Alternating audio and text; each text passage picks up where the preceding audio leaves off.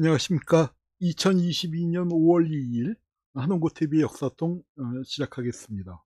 오늘은 좀 그동안에 너무 무거운 주제들, 나쁜 놈들 그 이야기가 이제 주를 이뤘었는데, 뭐 좀 밝은 얘기 없느냐, 좀 긍정적인 거 없느냐, 이제 그런 그 요구도 있었어요. 그래서 조금 쉬어가는 겸, 그리고 또 요즘 한참 화제가 되고 있는 그 드라마 파친코 이야기를 해볼까 합니다.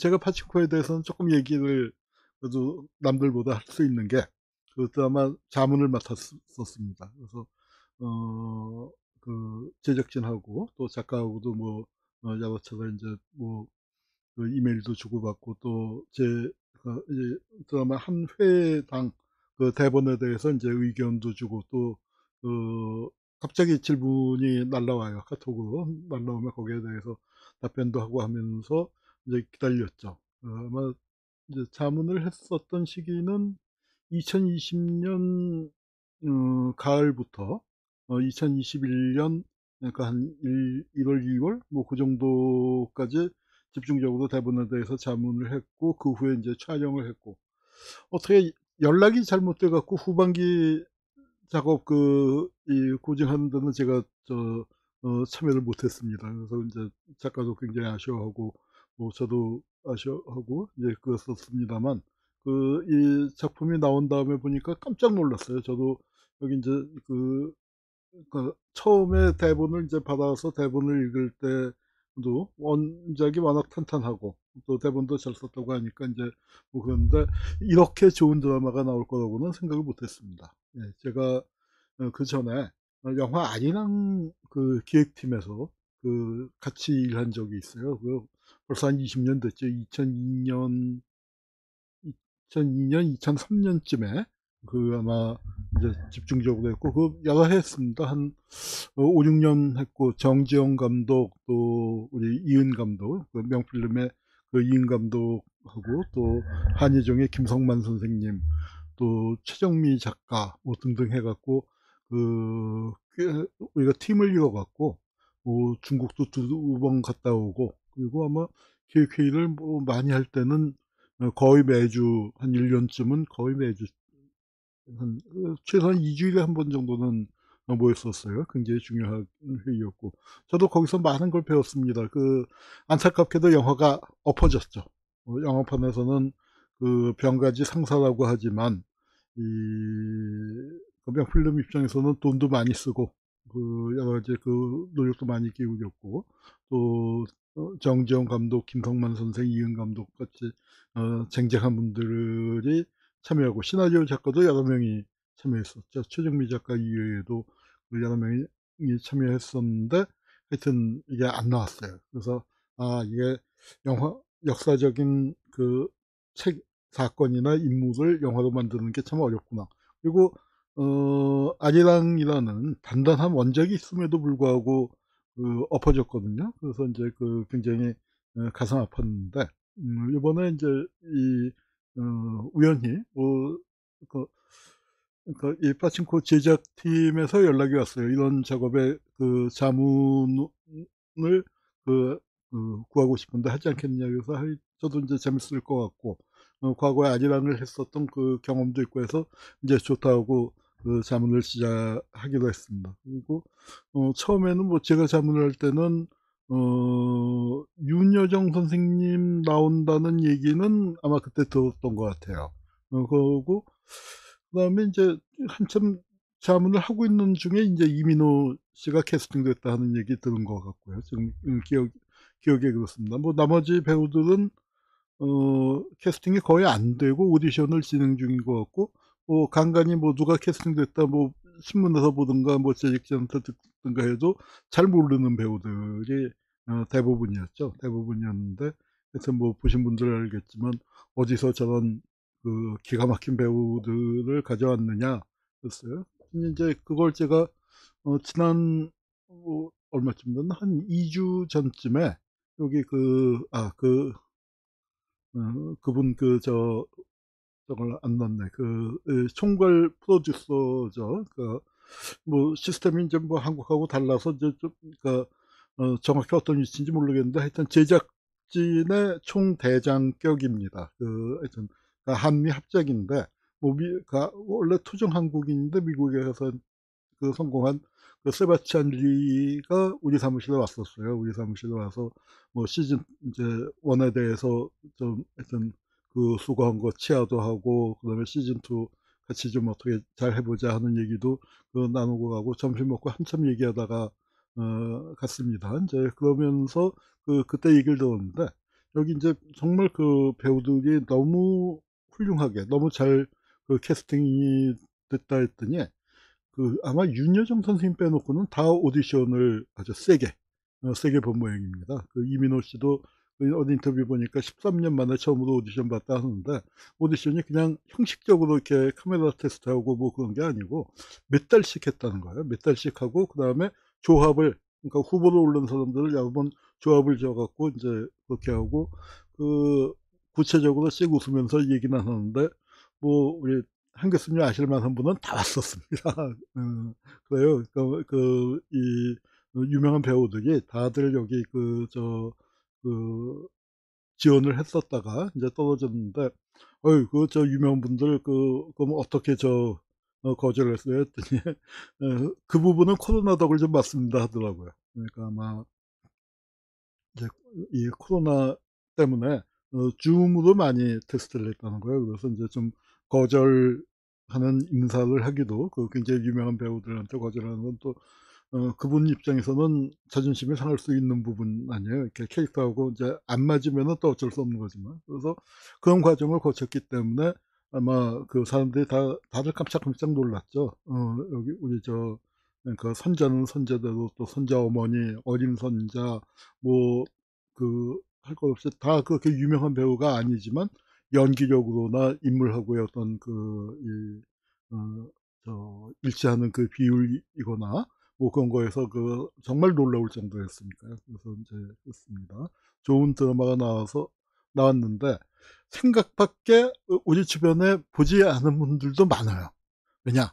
어저께 제가 또 일본에 있는 제가 일본에 정기적으로 강연을 하는 분들이 있는데 그분들이 한국 드라마를 많이 보는 편인데 이제 제가 오늘 방송 준비할 겸 일본의 반응 준비할 체크할 겸 물어봤더니 거기 한 10대 분이 모였는데 아직 본 분이 한 분도 없더라고요. 그러니까 왜 그러냐 했더니 일본에서 애플이 그렇게 보급이 안 됐나 봐요. 그리고 저도 굉장히 애를 먹었고 결국은 가입에 실패했습니다.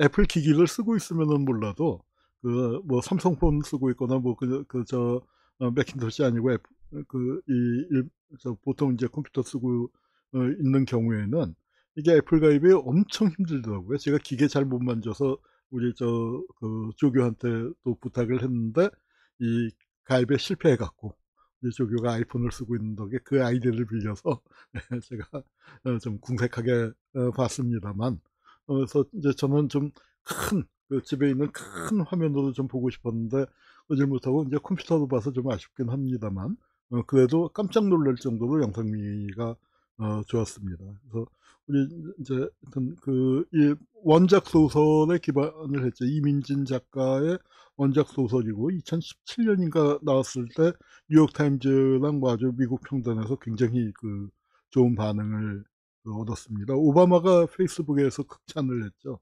이 첫 문장, 역사가 우리를 망쳐놨지만 상관없어라는 그 첫 문장이 아주 기가 막히게 흡입력이 있었고 이 소설이 템포가 굉장히 빨라요. 그러니까 아마 참 이제 시작하는 지점이 뭐 선제 태어나는 데서부터 치면은 정확하게 이제 출생 연도가 밝혀져 있지는 않지만 대개 한 1915년 정도로 설정이 되어 있습니다. 그래서 1989년이니까 한 70년을 이제 소설책 두 권에 담았기 때문에 템포가 굉장히 빠릅니다. 그래서 흡입력이 상당했었고요. 그 다음에 작가가 일찍 미국으로 이민을 가서 한국말을 그렇게 잘 못하는 것 같은데 굉장히 취재를 많이 했어요. 아마 인터뷰를 많이 해갖고 그 많이 했고 또 일제 시대를 다룬 영문 연구서가 뭐 최근 한 10여 년 사이에 굉장히 많이 나오긴 했습니다만 그래도 많이 부족했을 텐데, 하여튼 상당히 저 소설 읽다가 깜짝 놀라는 부분들이 많았어요. 저도 모르는 부분들. 그다음에 인제 특히 부산에서 하숙을 친다라는 했을 때, 그 당시에 1910 년대 초반에 부산에 어떻게 하숙을 쳤을까? 영도에 어떻게 하숙을 쳤을까? 잘 감이 안 그려지고 논문 이렇게 찾아봐도 잘 안 나오는데, 상당히 구체적으로 그렸더라고요. 그래서 인제 근데 여기 작가 이민진 씨고요. 그래서 인제 원작이 아주 튼튼했는데, 이것을 수휴 작가가 각색을 했습니다. 각색을 굉장히 잘했어요. 그러니까 이게, 그리고 인제 이게 지금 요번에 끝난 게 시즌 1 이고요. 그러니까 시즌 2, 3, 4 아마 계속 나갈 수 있을 거라고 생각을 하는데, 그걸 위한 여러 가지 장치들을 구성을 해서 원작에 기반을 했지만 원작하고는 또 다른 작품을 만들었습니다. 또 다른 작품을 만들었고, 수 작가 한국에 왔을 때 인제 만나서 좀 얘기를 했어요. 인제 뒤에 뭐 인제 다 공개가 됐지만 7부 관동 대지진, 관동 대지진 부분이 인제 들어가게 되는 거에 대해서 이제 제가 의견을 써 보냈더니 만나서 직접 얘기하고 싶다 해 갖고 만나서 인제 뭐 한 2 시간쯤 얘기를 했나? 하여튼 뭐 얘기를 하고, 그 후에도 이메일로 인제 뭐 주고받고, 수시로 인제 가끔씩 질문이 날라옵니다. 날라오면은 뭐 저는 듣는 대로 하여튼, 그러니까 빨리빨리, 왜냐하면은 그러니까 이 시스템이 그런가 봐요. 촬영을 하다가 의문이 생겨서 질문을 보내는 경우가 있으니까. 아무래도 여러 사람이 대기하고 있고 '이거 어떤 식으로 갈까?' 하니까, 뭐 연락이 되면은 빨리빨리, 최대한 빨리빨리 처리를 하고 알아봐 주고 의견을 이제 주는 게 그러니까 필요한 것 같습니다. 뭐 제 의견이 결정적인 건 아니라 하더라도 제작진 입장에서 조금 '아 이거 이게 어떨까?' 할 때 좀 자신감을 갖고 나갈 수 있는 거. 아니 그냥 가시라고 웬만한 거. 그러니까 저는 그래요. 이게 다큐가 아니지 않느냐. 드라마는 드라마로 봐야지. 이건 다큐 아니지 않느냐. 뭐 다 하나하나 꼬치꼬치 따져서 하려면은 다큐를 만들거나 그래야지. 이게 역사 프로그램은 아니고 드라마다. 그러니까 어느 정도의 착오, 뭐 너무 심한 거 아니면은 이 맞춰주는 게 뭐 넘어갈 수도 있고. 다만 그게 몰입도를 떨어뜨린다. 너무 지나치게 거슬린다, 인제 그런 거 아니면은 자신감을 갖고 가십시오 하고 인제 그렇게 얘기를 많이 했습니다. 많이 했고. 그래서 인제 제가 고증을 이게 자문에 참여를 했고요. 자문에 참여한 사람, 역사학자나 인제 전문가들이 한 열댓 명 됐었던 모양이에요. 그래서 인제 제 크레딧에 이름이 오릅니다. 크레딧에 이름이 오르는데, 글쎄, 이 자문하고 고증이라는 게 틀린 거 바로잡는 거잖아요. 근데 이제 제 역할을 제작진에서 좀 높이 사준 것 같아요. 그래서 이 자문하는 사람들 크레딧 올라가는데 제 이름이 제일 먼저 떴더라고요. 그래서 인제 기분이 좋았죠. 당연히 기분이 좋았습니다. 그런데 크레딧이라는 게 이게 정말로 순식간에 가요. 순식간에 이렇게, 또 이게 이 워낙 대작이다 보니까 참여하는 사람들이 뭐 수백 명이니까 슉 하고 지나가는데 어째 느낌이 좀 이상해요. 그래서 인제 하여튼 그 컴퓨터로 해 갖고 딱 정지 화면을 해서 캡처를 했습니다. 캡처를 했더니, 글쎄 여기 글씨가 좀 흐립니다만 제 이름이 맨 위에 오른 건 좋은데 제 이름을 오자가 났습니다. 홍구한이어야 하는데 항구한이 됐어요. 한 항구가 돼 버렸습니다. 그래서 이게 인제 저도 이제 출판사 집 자식인데, 출판사에서 그러니까 책 만들 때 오자 교정 나눈 것 중에서 제일 미치고 팔짝 뛸 게 뭐냐면은, 이 서문 끝에 보면은 "교정을 봐준 아무개님께 감사합니다." 근데 그 이름에 오자가 나는 경우가 가끔 있거든요. 그러면은 정말 미칠 만한 일인데, 제가 이름에 오자가 났습니다. 이름에 오자가 나서 이제 고쳐 달라고 얘기했더니, 이게 일단 8 회까지가 다 제작이 됐기 때문에 지금 못 고친다는 거예요. 그래서 인제 시즌 2 에는 반드시 고치겠다. 인제 했는데, 하여튼 그렇게 이게 여러 명 참여한 중에서 그래도 뭐 이 자문팀에 한꺼번에 모이거나 그런 적은 없고, 다 제작진하고 1대 1로 인제 이렇게 소통을 했는데, 제 이름을 이제 맨 위에 넣어 준 거는 고맙지만, 이제 하여튼 이런 그 기막힌 일이 벌어졌습니다. 여러분 뭐 제가 아는 분도 있고 모르는 분도 있고, 우리 국내에서는 우리 그 심영환 선생, 우리 학교 지금 강의 나오고 있습니다. 헌법과 한국 현대사라는 과목을 내가 만들었다가 헌법의 상상력 책을 썼길래, 아이심 선생이 이거 좀 하나 해보셔 하고 이제 그 제가 만든 강의를 넘겨서 이제 우리 학교 강의 나오고 있는데, 지금 성공회대학교 그 교수 2명이, 그러니까 이 파친코에 자문을 하게 돼서 매우 이 기쁩니다. 하여튼 흐뭇하고요. 심영환 선생님도 자기 자문한 얘기 갖고 이제 아마 유튜브 짧게 만들었었던 것 같아요. 여기 이제 이민사입니다. 이민사인데, 어, 이민사라는 거는 사실은 솔직히 얘기해서 나는 굉장히 중요하다고 생각하는데, 한국사, 근현대사 하는 데서는 변방에 몰려 있어요. 변방에 몰려 있습니다. 이 파친코라는 소설이나 드라마는요, 재미 한국인이 쓴, 뭐 우리 흔히 하는 말로 재미교포, 재미동포가 쓴 제일교포 얘기입니다. 제일동포 얘기예요. 그러니까 변방이 변방의 얘기를 쓴 거죠. 그런데 이게 뭐냐면 한국의 가장 세계적인 보편성을 획득한 겁니다. 소설도 격찬을 받았고 드라마도, 그러니까 뭐 전 세계적으로 굉장히 높은 평가를 받고 있는데, 한국사에서는 오히려 이 동포들의 얘기, 더군다나 제일동포 사회에서 출세를 하려고, 일본에서의 속박을 벗어나려고 미국으로 갔다가 다시 일본으로 돌아오게 된 어떤 동포의 좌절한 이야기, 그러면서도 굴하지 않는 삶을 살아가는 그 이야기를 담은 것인데, 그러니까 뜻밖의 전 세계적인 어떤 중심이 됐습니다. 디아스포라, 또 마이그레이션, 이주, 또 어떤 경계를 넘는 그런 것이 세계의 보편적인 이야기가 되었기 때문에 가능한 게 아니었나 싶습니다. 이민, 왜 갔을까요? 먹고 살기 힘드니까 간 겁니다.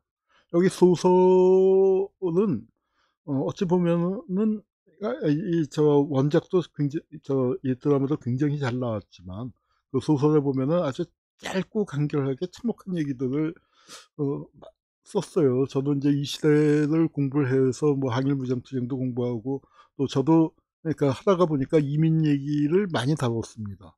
제 석사 논문이 독립동맹이다 보니까 중국 본토에 사는 동포들 얘기가 들어가고, 박사 논문은 그 항일 무장투쟁이니까 만주 동포 얘기들이 들어갔고, 또 제가 논문 쓰느라고 또 하여튼 미국에 10년 살다 보니까 미주 동포들 얘기도 거기서 부딪히면서 어느 정도 겪게 되고, 또 한국으로 돌아온 이후에는 일본의 제일 동포들, 자이니치들이 저를 또 많이 불렀었어요. 그래서 또 서경식 선생님하고도 이제 한때 굉장히 깊게 교류하고 뭐 그러다 보니까 이제 우리 동포들 이야기를, 러시아 쪽은 제가 깊게 뭐 공부할 기회가 없었습니다만, 그래도 재미동포, 제일동포, 그리고 또 유럽 동포들은 동백림 사건 연구하면서 이제 또 접하게 되고, 이제 그래서 동포사를 그래도 조금은 건드렸었는데, 그게 이제 우리 역사에서 굉장히 중요한 부분인데 사실 빠져 있습니다. 그래서 제가 다음 시간이나 이제 뭐 하여튼 기회를 봐가면서 우리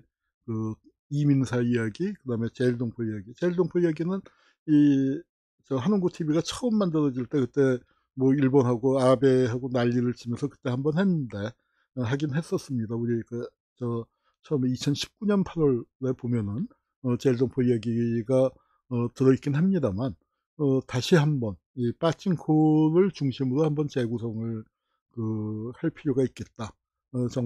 정말 그는 정말 민초의 시각에서 바라보는 이야기로 재구성할 필요가 있겠다는 그런 느낌도 들었습니다. 그때 여기 이제 이민을 떠나던 그 시절, 선자가 태어나서 이민을 가게 되는 그 시절의 이야기를 작가는 이렇게 담았습니다. 차마 입에 담을 수 없을 정도로 참혹한 소식들이 너무나 많았다. 어린 아이들은 잠자리에 들었다가는 다시는 잠에서 깨어나지 못했고, 여자아이들은 국수 한 그릇에 몸을 팔았으며, 노인들은 젊은이들이라도 먹고 살 수 있게 죽을 곳을 찾아 남몰래 떠나버렸다. 이러던 시기에 우리 해외로 이주한 사람들의 숫자가, 우리가 흔히 3천만 동포라고 하는데, 해방될 무렵에 400만이 넘었습니다. 그러니까 3천만 중에서 400만이 나갔다는 건 어마어마하게 많은 숫자가 나간 거고요. 전 세계적으로도 그 아일랜드 대기근 때를 제외하고는 유례를 찾아볼 수 없을 만큼 많이 나간 겁니다. 그리고 우리가 이 얘기를 하면 사람들이 깜짝 놀래. 그래서 이제 저 작가는, 그러니까 하여튼 이 모든 것에도 불구하고 사람들은 인디어드, 견뎌냈다. 그리고 가족들이 견뎌냈다. 여기 한 가족의, 한 여성의 이야기가 있다 하면서 이제 시작합니다. 그러니까 처음에 나오는 그 자막을 여러 번 고쳤었어요. 여러 번 고쳤었고, 이제 저한테도 와서 이제 하여튼 좀 축약을 해달라. 근데 사실, 제가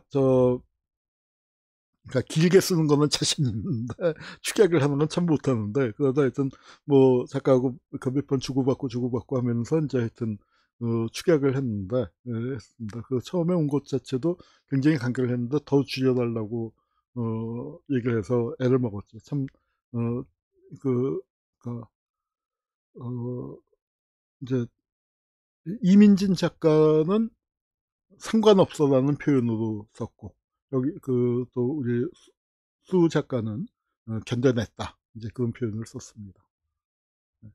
근데 이제 제가 이 얘기를 하면 사람들이 깜짝 놀래요. 야, 대한민국이고 조선민주주의인민공화국이고 다 이민을 갔다 돌아온 사람들이 세운 나라야. 그러면 놀랍니다. 이승만, 박정희, 최규하, 심지어는 전두환까지. 어린 전두환도 만주에 살았었습니다. 그리고 북한은 김일성, 만주에 살았고, 돌아온 이민자들이 건국한 나라였습니다. 그런데 우리 한국에서는 이 이민자들의 그 이야기가 잊혀졌죠. 그래서 저는 나간 사람들, 그 다음에 또 90년대 이후에 한국으로 들어온 사람들의 이야기를 우리가 좀 더 열린 시각으로 봐야 한다 생각합니다. 이 제일동포 이야기들, 이거는 이제 제일동포 이야기를 할 때 한번 제대로 설명을 드리고 제대로 한번 같이 생각을 해보겠습니다만, 여기 제일동포의 정체성이 늘 문제가 됩니다. 나는 누구인가? 여기 소설에서도 그 얘기가 나오거든요. 일본에서는 조선인이라고 차별받고, 고국에 돌아오니까 쪽발이라고, 반쪽발이라고 차별받고, 이제 이렇게 되는 그 사람들. 제일 조선인인가, 제일 한국인인가, 제일 코리안인가, 이 복잡한 거 띄워버리고 그냥 자이니즈라고 불러야 하는가. 그런 그 정체성을 갖고 있는데, 이 정체성, 제일동포들의 정체성의 고민을 이민진이라는 작가는 뭐예요? 한국에서 미국으로 건너갔거든요. 그러니까 자기도 미국에서 다르지만, 맥락이 다르지만, 그리고 미국은 기본적으로 이민자의 나라예요. 그럼에도 불구하고 차별이 심합니다. 그걸 겪었었던 그 눈으로, 그러니까 남편이 아마 일본 분이었던 모양이에요. 그리고 일본으로 이제 직장을 오게 되었을 때, 이제 일본에서 살면서 제일동포들을 많이 만나서 그 얘기를 들었던 겁니다. 요거는 이제 바로 그 선자가 갈 무렵의 오사카. 오사카가 저도 요번에, 그러니까 그러니까 이 역사를 공부할 때도 그래요. 알고 있던 사실과, 그러니까 따로 알고 있는 게 많았는데 이게 합쳐지니까 또 굉장히 큰 얘기가 드는데, 오사카가 조선 사람이 사는 걸로 세 번째 도시였다는 거예요. 당시에 경성이 제일 큰 도시고 평양이 두 번째 도시였는데, 평양이 그때 한 20만 됐고 오사카의 조선인이 15만 됐으니까 부산보다 컸다는 겁니다. 부산보다 오사카가. 그러니까 그만큼 사람들이 이제 많이 몰려든 곳이었는데, 거기가 입구롭고, 우리 선자가 도착해서 거기 처음 이제 저 오사카역에서 집으로 들어갈 때 보면은 돼지 새끼가 꿀꿀대는 장면 나오거든요. 실제로 그 이름이 돼지굴입니다. 돼지굴. 그 동네 조선 사람들 많이 사는 데가요. 이 사진은 당시에 조선일보를 보니까, 조선일보를 뒤지다 보니까 이런 홍종인 선생, 홍박으로 유명한 홍종인 선생이 입고 오고 여기 취재기를 여러 차례 썼더라고요. 그래서 사진을 받았고요. 그 다음에 이제 파친코라는 거. 파친코는 제일 한국인들의 일본에서 뭐랄까요, 꽉 잡고 있다고 할까요? 우리 서승서준식 형제분, 제일동포 간첩단 사건, 그리고 서경식 선생, 큰 형님 되시는 분도 파친코 사업을 하십니다. 그래서 이 암시장과 파친코 같은 것들이 제일 조선인들이 이제 정말 바닥에서 파친코라는 게 도박이다. 그래서 야쿠자. 그래서 그 일본 사회에서도 이제 바라보는 시각이 별로 그렇게 우호적이지 않은데 이쪽 직업을 거의 조선 사람들이 장악하고 있다는 거예요. 우리나라에서 화교들은 짜장면밖에 팔 수 없는데 뭐 이제 그런 그 얘기가 있었지만 그 일본에서는 그렇습니다. 이 빠칭코라는 게 그래서 그 갖고 있는 게 조선 사람들의 어떤 일종의 뭐 본의 아니게 고유 업종이 되어버린 것과 함께 이 파친코가 그 이 기계가 이제 도박이잖아요. 그래서 구슬을 해갖고 그 구슬이 어디로 들어가느냐에 따라서 그 저 핀에 부딪히면서 그 자기 운명이 결정되는 그러니까 그런 그러니까 상징성이 있습니다. 저는 어렸을 때 우리 그 외갓집에 저 파친코 기계가 그 한 대가 있었어요. 어떤 연유로 들어왔는지 모르지만 그래서 어렸을 때 저거를 이제 뭐 그러니까 집에 가정용으로 있었던 거니까 이제 뭐 이렇게 뭐 잭팟 터져서 와르르 떨어지는 건 아니지만 그래도 이제 구슬 돌아가는 걸로 어렸을 때 조금 해본 경험이 있어서 있었습니다. 여기 이제 선자 그 어린 선자 그다음에 또 소녀에서부터 이제 중년까지를 감당하겠죠. 그리고 노년의 선자가 나오는데 어유 뭐 윤여정 선생님 뭐 연기야 뭐 말할 것도 없지만 이 꼬마 아이도 그렇고 특히 이 지금 그 김민하 씨인가요? 그 젊은 배우인데 어디서 저런 물건을 구해왔나 할 정도로 정말 깜짝 놀랄 정도로 그 연기를 잘해서 사람들이 다 그 먹먹하게 보고 있습니다. 여기 이제 그 첫 장면부터 그러니까 이 굉장히 강력하게 시작하죠. 그리고 이 무당이 나오고 무당을 찾아가는 그 장면에서부터 그러니까 이제 설정 자체가 이제 굉장히 기구하다라는 것을 아주 압축적으로 그 얘기했어요. 하여튼 그리고 이제 선자의 어머니 양진이 이제 뭐라고 얘기할까? 팔려간다고나 할까요? 선재의 아버지가 이 상당히 이제 몸이 그 상태가 안 좋은 그러니까 이제 뭐 옛날 그 구순구계열 구순열과 구계열이 뭐 다 있는 경우도 있고 이제 둘 중에 하나 구순 이란 건 입술이 찢어진 거고 구개월은 입천장이 찢어진 건데 아마 그 생성되는 과정에 그 아이가 이제 생선될 때 고기 때 뭐가 조금 잘못되면 이렇게 되는 모양이에요. 그런데 옛날에는 사람들이 이거를 그 유전이라고 많이 생각했는데 유전되는 비율은 그렇게 높지는 않답니다. 그런데 이제 당시에는 유전이라고 생각했으니까 그러니까 이걸 가진 사람의 딸 그러면은 그 자식을 낳아도 또 이렇게 될 가능성이 크다. 그래서 이제 결혼하기에 굉장히 그 짝을 만나기 그 어려운 조건이었다는 걸 상징하는 거죠. 거기다가 다리도 불편한, 다리도 이제 뒤틀린 채로 해서 제대로 걷지를 못하는 걸로 아버지가 상징되어 있습니다. 거기에 이제 이 선자의 어머니가 시집을 가게 되는 건데 매파가 들어서서 이제 그 뭐랄까요, 지금은 이제 그런 표현이 없어졌습니다만 입 하나 더 온다라는 말이 제가 어렸을 때까지도 있었어요. 왜냐면은 먹고 살 게 정말 어려웠던 시기, 보릿고개가 있던 시절, 진짜 먹을 게 없어서 입을 하나 더 했습니다. 그래서 그 어린 소녀들이 식모도 많이 가게 되고 식모도 가면서 또 그러니까 여기 이제 선자 어머니 양진도 그 표현이 나옵니다. 얘가 밥을 덜 먹어요. 막내라서 밥을 많이 안 먹습니다. 그래서 시집 가는 집에서 그 식량을 안 낸다는 이제 그게 어떤 그러니까 팔려가는 조건처럼 그렇게 돼서 이제 입 하나 덜기 위해서 그리고 이제 가면은 그럼 그 신부값으로 뭐 값이라고 표현을 해야죠. 뭐 계란 몇 개, 암탉 몇 마리, 그다음에 이제 매파가 염소나 돼지 새끼도 줄 수 있냐 했더니 이제 그 훈이 의 어머니, 그러니까 선자의 할머니죠. 할머니가 딱 잘라서 그건 못 준다 하고 이제 하면서 이제 되고 그렇게 해서 왔는데 아이를 낳는데 아이들이 일찍 죽었어요. 그 중에 하나는 뭐 누구는 원청이로 태어났고 누구는 이제 바르게 태어났는데 죽었고 이제 그러면서 그렇게 하고 이제 그런 상황 속에서 이 그 저 그러니까 이제 찾아가서 "내가 아이를 다시 가질 수 있겠느냐." 얘기를 하는 겁니다. 그래서 인제 "가질 수 있다."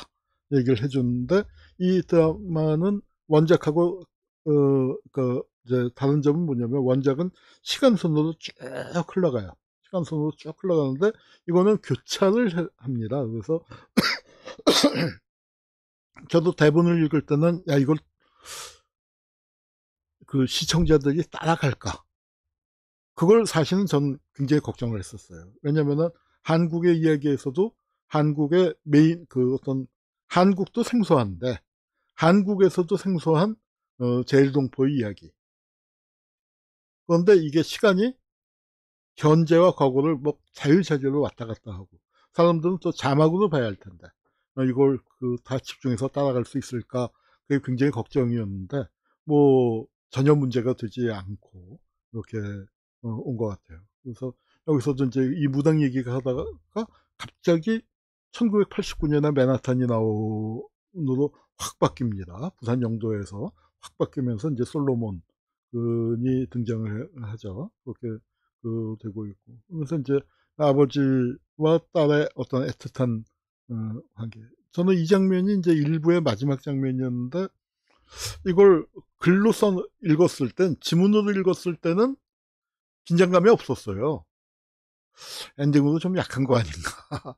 인제 그런 느낌이 들었는데, 아유, 이거 보는데 아주 쫄깃쫄깃하더라고요. 그러니까 그러니까 이 이제 어린 딸이 물에 들어갔는데 안 나오는 거예요, 전복해로 들어가서. 그러니까 아버지가 이렇게 기다리고 있다가 점점 표정이 바뀌더니 인제 물속으로 딸을 부르면서 인제 뛰어 들어가는데, 그때 딸이 탁 솟아오르면서 전복 따서 배시시 웃는데, 정말 이게 대본에서 볼 때는 별거 아닌 것 같은데, 그래서 제가 영화 작업을 많이 했기 때문에 영화에 대해서 쪼끔 안다고 생각을 했는데, 그러니까 이게 이제 그랬던 것 같아요. 영화가 만들어지는 걸 보질 못하고 시나리오 단계만 갖고 여러 가지 얘기만 하다가 보니까, 제가 아직 드라마를 대본을 읽는데 익숙치 않았던 게 아닌가 생각했습니다.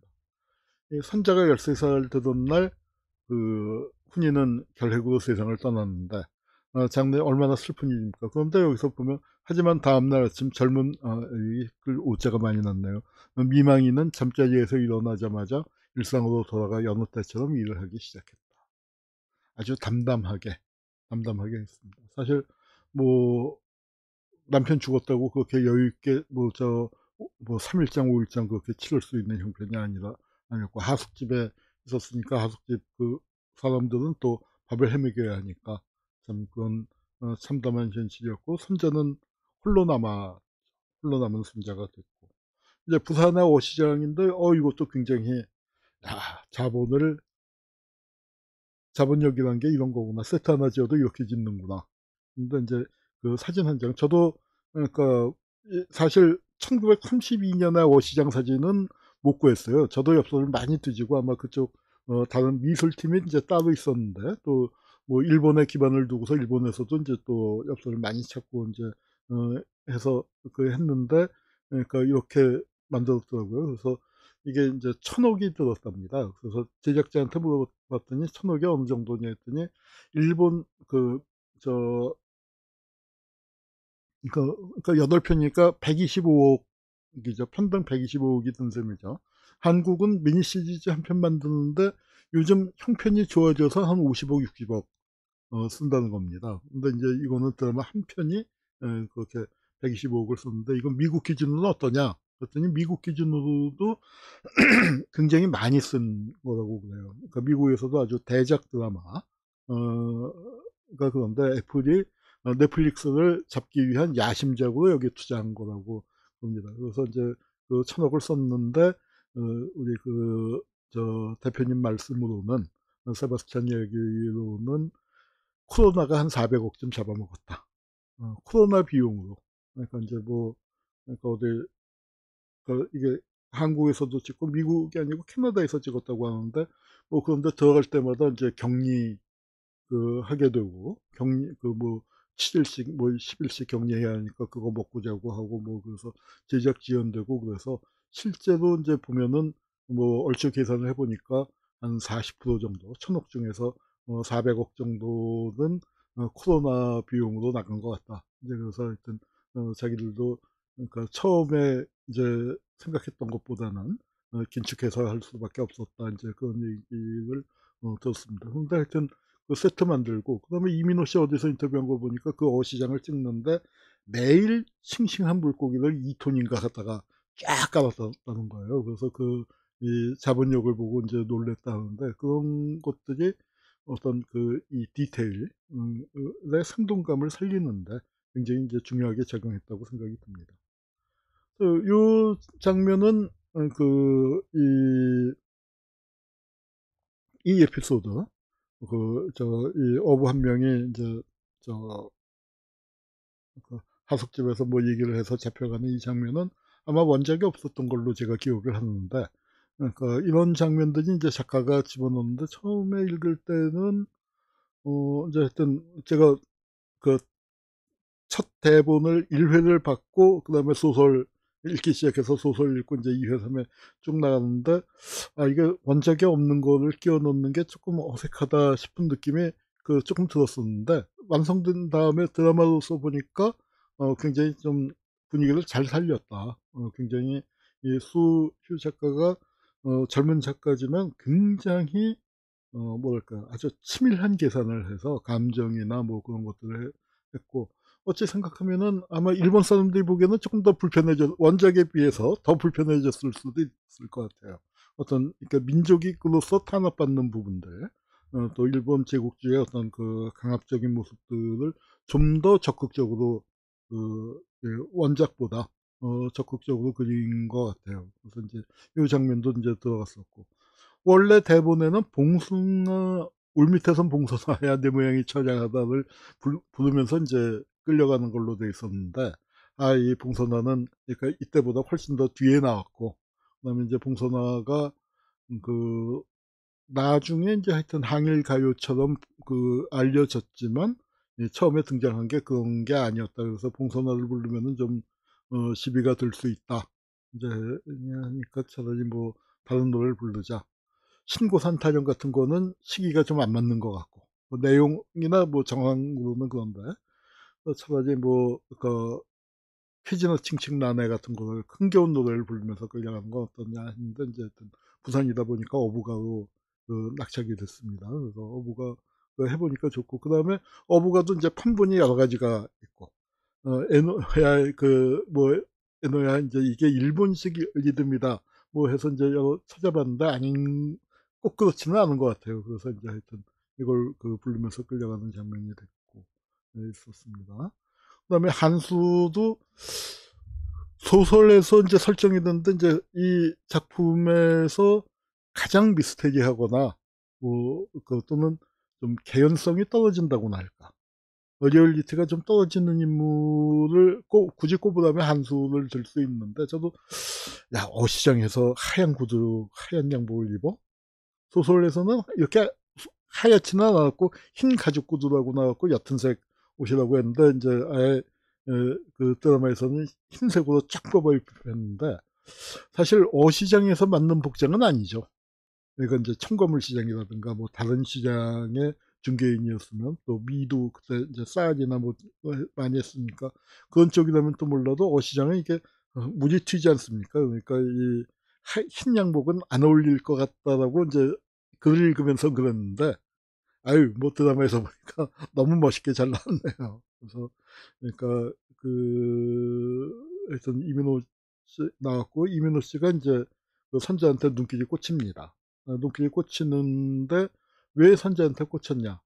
작품에서는, 드라마에서는 그걸 이제 설명하기가 조금 좀 좀 어렸을 수 있는데, 그래서 선재의 어떤 당당함으로 묘사를 했는데, 이제 소설은 생각을 자유롭게 표현을 할 수가 있으니까, 여기서는 어머니의 모습을 발견하는 걸로, 어머니를 닮은 여인, 어렸을 때 고향을 떠나야 했었던 이민호가 어머니를 닮은 여인을 이제 보면서 선자한테 마음이 끌리는 걸로 되어 있습니다. 어쨌거나 하여튼 그러니까 이 선자를 맡은 김민아 씨가 뭐 흔히 얘기하는 이 아주 미인 스타일은 아니죠. 그 뭐 우리 저 그러니까 누굽니까 김희선이나 뭐 이영애, 송혜교 같은 그런 그 미인은 아니지만 굉장히 그 사람을 그 끌어당기는 힘이 있는 그네요. 예. 그 듣고 이제 그리고 그 가다가 저 이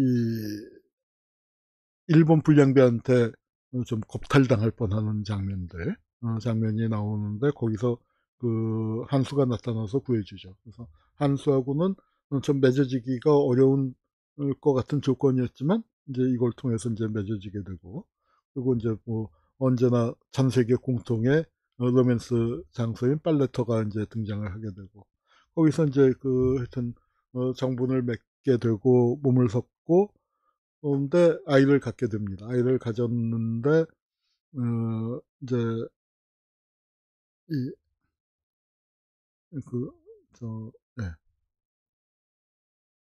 아이가 생겼다고 얘기를 하니까 한수가 좋아하는데 그러니까 어머니 우리 어머니를 만나야 하지 않느냐 얘기했더니 왜 결혼식 얘기 왜 하는 거야? 그리고 결혼 못 해. 가정이 있어. 얘기를 하니까 인제 충격을 받죠. 충격을 받고 그러니까 선자가 한수를 거부합니다. 그러니까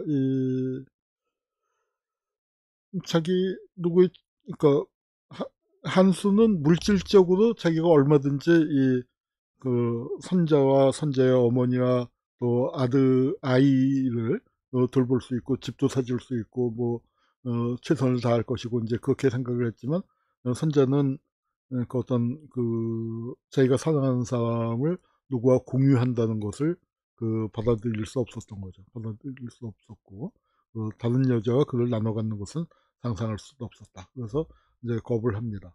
그러니까 어머니는 어떤 쌍놈의 새끼가 일을 저질러 놓고 책임을 안 지노 했지만 한수는 자기식으로 자기식으로 이제 하겠다는 건데 그거를 거부한 거는 선자입니다.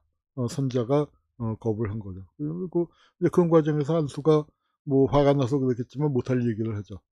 돈 없는 병신 딸년을 데리고 가려고 하겠어. 하고 이제 하니까 이게 이제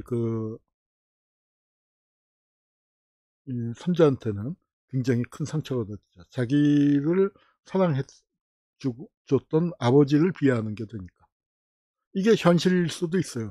그 당시에 현실일 수도 있고 그 당시에 사람들이 이 입술 찢어지는 그거를 유전이라고 생각을 했기 때문에 구순열 구개열을 유전이라고들 많이 생각했기 때문에 그러니까 깊이 대상이 됐었던 건 그 당시의 기조 상황에서 틀린 얘기는 아닙니다. 그러나 이걸 이제 대놓고 얘기를 하니까 선제 입장에서는 그러지 않아도 상처를 받았는데 이제 확 상처를 받게 되고 한 번 더 자기를 만나려고 하면 죽어버리겠다고 아주 단호하게 얘기를 하고 서집으로 왔죠. 그런데 이제 그때 또 한 명이 나타납니다. 굉장히 그러니까 병약한 사람이 집 앞에 와서 쓰러지는데 바로 선자를 일본으로 데려가게 되는 백이삭이 나타난 거죠. 백이삭은 이름이 이삭이에요. 큰 형은 사무엘, 작은 형은 요셉. 그러니까 기독교 가정인 거죠. 우리 주요한 주요섭 형제 있는 것처럼 그렇게 기독교 쪽에서 성경에 나오는 이름으로 많이 붙였습니다. 신라 시대에는 불경에 나오는 이름을 붙였듯이 이제 이렇게 되는데 그 중에 이제 한 청년이 그러니까 이 하숙집을 찾아와서 쓰러져요. 그래서 그러니까 이제 방에다가 눕혔는데 알고 보니까 이제 이 하숙집이라는 게 참 재밌는 게 아침반, 저녁반이 있는 겁니다. 그래서 밤일 하는 사람들은 낮에 자고 그리고 낮에 일하는 사람은 밤에 자고 그래서 방 하나에 두 팀을 받아서 이제 영업이 되는 거예요. 영업이 받는 이제 그래서 그 좁은 방에 이삭을 이제 한 명을 더 받게 됩니다. 그런데 어느 날 보니까 이삭이 기침을 하고 베개에 피가 흥건히 젖은 거야. 각혈을 한 거죠. 각혈을 해서 폐병 환자였는데 아버지 훈이가 폐병으로 죽었지 않습니까? 그래서 폐병을 돌본 경험이 있는 이저 어, 그 양진하고 손자가 이제 이삭을 돌봐줍니다. 돌봐주는데, 그러니까 이제 그런 과정에서 손자가 아이를 가졌다는 걸 알게 되죠. 그런데 여기 이제 보면은, 그러니까 아침에 호세아에 대한, 성경에 호세아 편이 있죠. 호세아에 대한 공부를 시작했는데 몇 시간 후에 하숙제 아주머니가 임시한 딸 얘기를 하더라 이거예요. 호세아가 뭐냐면, 여호와가 호세아에게 이르시되 너는 가서 음란한 여자를 맞이하여 음란한 자식들을 낳아라. 이스라엘에 이제 만들어지는 성경 얘기는 제가 안 하겠습니다만, 그런 과정에서 이제 이런 말씀이 있었고, 이것을 딱 읽었는데 음란한 자식을 낳아라, 음란한 여자를 맞이해라 해서 이제 이게 무슨 뜻일까 했는데, 몇 시간 뒤에 손자 어머니가 그 얘기를 꺼냈다 이거예요. 그러면서 이제, 그러면은 이 아이는 어떻게 살아가야 할까? 그래서 자기 살아온 동안에 아이를 가진 채 버려진 소녀를 3명을 봤는데 2명은 자살을 하더라. 1명은 자기 집에 있었던 건데, 자기 어머니 평생 거짓말을 한 적이 없는 분인데, 어머니가 남편이 죽었다고 얘기해라 하고 아예 거짓말을 시키는 걸 보고 이런 운명이 어떤 것인지를 받아들인 거죠. 그리고 이 이삭은 자기가 20살인가 25인가를 못 넘길 거라고 생각을 했다는 거예요. 어려서부터 병치레가 많았고, 그리고 그 당시에 폐병은 죽는 병이라고도 생각을 했거든요. 오래 못 살 거라고. 그러니까 자기가 차라리 이렇게 결혼을 하면은 자기 생명을 구해주고, 자기가 아파서 이렇게 쓰러졌을 때 자기 생명을 구해준 손자의 아이에게, 그러니까 아이는 좋은 가정에서 태어나서 어떤 새로운 성을 얻고, 그러니까 족보에도 올릴 수 있고 호적에도 올릴 수 있고 그렇게 될 것이다. 이제 그거를 고민을 하는 거죠. 그리고 그런 과정에서 이제 어머니한테 그 이야기를 듣고 어머니한테 자기가 결혼할 뜻을 밝히고 선제의 그 동의를 얻는 거죠. 선제하고 이제 얘기를 하면서 그 조건은 딱 하나. 그 사람을 잊을 수 있겠느냐, 한수를 잊을 수 있겠느냐. 그러고 싶다 하면서 이제 그 둘이 결합을 하게 되는 겁니다. 결합을 하게 되는데, 그 과정에서 이제 그러니까 이제 시간이 다시 교차하면서 또 옛날 아버지 얘기. 뭔 짓을 해서도 시상 들어본 것들을 너 건들지 못하게 할 거다. 아버지가 지켜주겠다. 이제 그런 얘기를 했는데, 아버지는 굉장히 몸이 약했었거든요. 그러면서 이제 아버지가 이제 하는 얘기가 뭐냐면, 내 팔자가 왜 이리 모진가. 아이고, 그 시절에 불구로 그렇게 태어났습니까. 그리고 이제 하여튼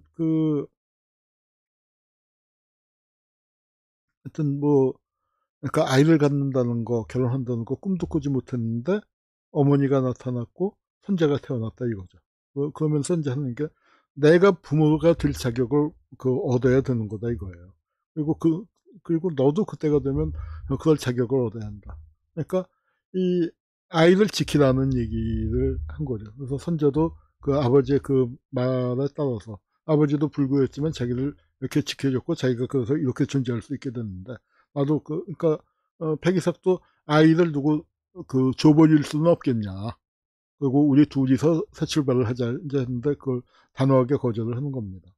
그랬더니 그 백이삭이 그 얘기를 듣고 받아들이는 거예요. 자기가 생각이 짧았다. 평생 계속 알아 지내다 보니까 세상 일을 책으로만 배우고 사람에 대해서는 아는 것이 없었다고 솔직하게 인정을 하고 선제의 뜻을 따릅니다. 그래서, 그리고 이제 이 장면이 또 사람들 많이 울컥했다고 하는데, 쌀을 사왔습니다. 그 쌀 사러온 얘기는 원작에도 있어요. 원작에도 있는데, 그래서 이제 우리 땅 쌀 맛이라도 배주고 싶습니다. 그리고 이게 뒤에 보면은 또 그러니까 드라마 보신 분들 아시겠지만 이 윤여정 그 선생하고 또 다른 할머니가 있죠. 그 솔로몬이 땅을 매입하려고 하는 할머니랑 만났을 때 일본 쌀과 다른 고향의 쌀맛, 그것을 밥을 손자 어머니가 일단 한 입 먹어보고 알아차리면서 두 할머니 간에 또 이제 교감이 되는 그런 그 장면이 나오는데, 흰쌀 밥을 먹여서 보내려고 하는 거예요. 근데 그 당시에 조선에는 쌀이 귀했습니다. 왜냐하면은 일본으로 많이 수출을 했거든요. 많이 수출을 했기 때문에 시장에서 쌀 사는 게 어려웠어요. 그랬더니 그 쌀 없다고 처음에 잡았대요. 그러다가 이제 이렇게 저렇게 해서 얘기해서 그 우리 딸이 시집 가는데 그 일본으로 결혼을 해서 일본으로 가야 하는데 고향 쌀맛이라도 배주고 싶다. 그래서 두 홉만 제발 팔아달라. 그랬더니 그 쌀집 주인이 갖고 오면서 이 아저씨가 갖고 오면서 세 홉이라고 갖다 주는 거예요. 두 홉 달라고 했는데 세 홉 주면서 그때 쌀이 무척 귀해서 구하기가 어려웠는데 선자음에도 먹어라. 너도 같이 먹어. 어머니도 같이 먹으라고 하면서. 이 대목은 원작이 없어요. 원작이 없는데 작가가 이제 이런 부분들을 집어넣어서 작지만 굉장한 울림이 있는 부분이죠. 그러니까 여기 쌀집 주인 아저씨야 뭐 시장에서 이렇게 지나가다 한 번 나오는 건데 그분의 한마디 대사로 확 그 사람들 가슴을 먹먹하게 만드는. 그러니까 처음에는 두 홉만 팔아달라고 하는데도 펄쩍 뛰고 없다고 이거 저 일본 사람들이 와서 달라고 했을 때 쌀 없어서 못 주면은 자기가 이제 경을 친다고 그러다가 사연을 듣고 난 다음엔 어, 어, 엄마도 먹어야지, 같이 먹어야지 하면서 교육 주는 그런 장면들. 뭐 이제 이런 게 작가가 굉장히 세심하게 그러니까 각색을 굉장히 잘한 거죠. 그래서 이렇게 쌀 이렇게 씻어갖고 밥 짓는 장면 이렇게 착 나오는데 굉장히 그 참 뭉클한 그런 장면이었습니다. 그리고 이제 손자가 떠나는데 하숙집에서 일하던 그 식모 손자 또래요. 하나는 손자보다 나이가 위고 둘이 자매인데 하나는 나이가 위고 하나는 나이가 아래입니다. 그리고 이제 그 어머니가 교육시키는 거죠.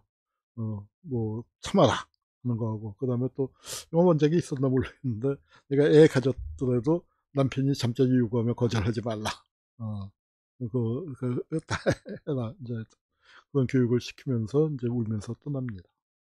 그리고 이것을 그 떠나가는 배를 바라보는데 뒤에 한수가 서 있는 한수가 서서 보는 이제 그런 장면으로 이 장면도 참 연출을 잘했다 싶어요. 그러니까 이걸 보면서 그러니까 이 역사학자는 드라마 쓰기가 참 어려운 게 뭐냐면 역사학자는 많은 정보를 담으려고 그래요.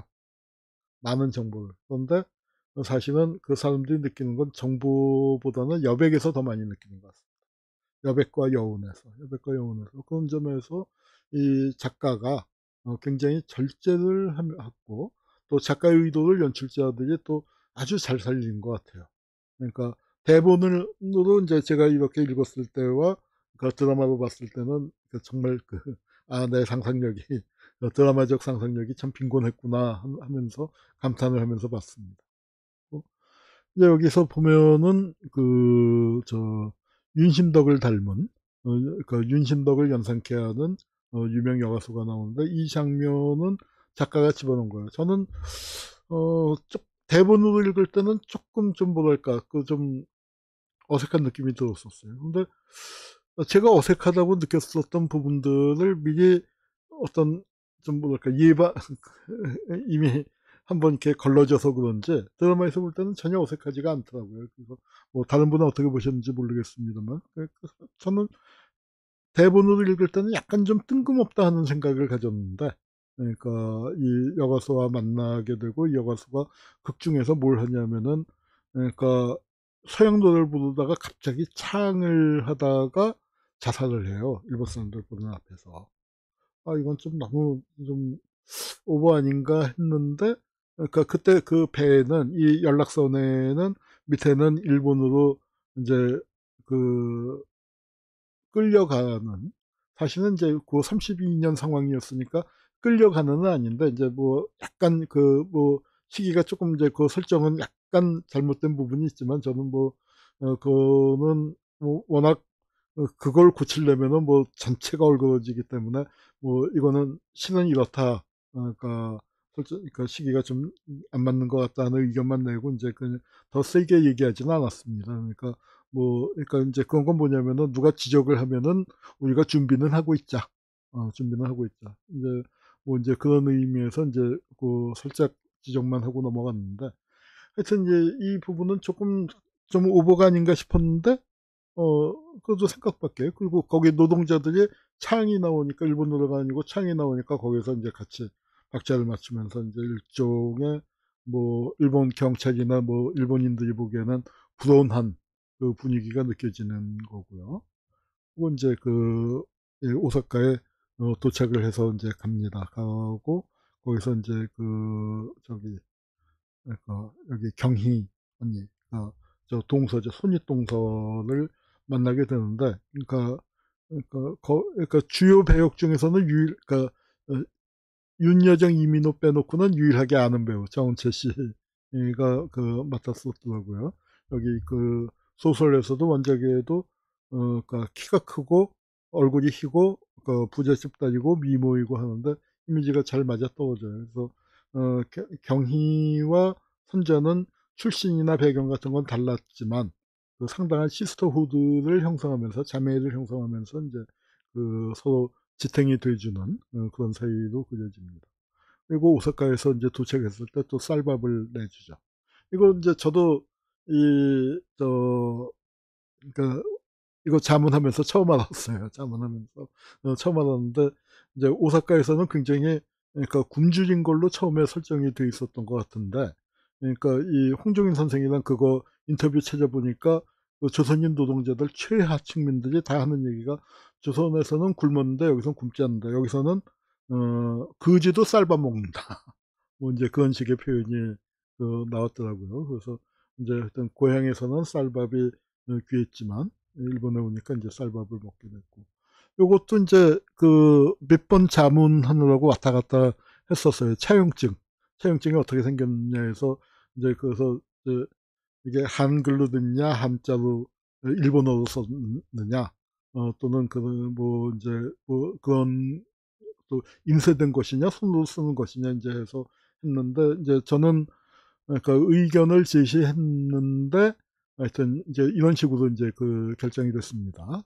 샘플 몇 개 보내줬고요. 찾아갔고 그 당시에 이제 채용증에서 보내줬고, 저는 그러니까 이 돈을 빌려준 데가 일본 회사로 설정할 거냐 조선인 회사로 설정할 거냐, 거기에 따라 달랐을 것이다 하고, 일본 쪽이면은 인쇄된 종이였을 거고 조선인이었으면은 손으로 썼을 수도 있다.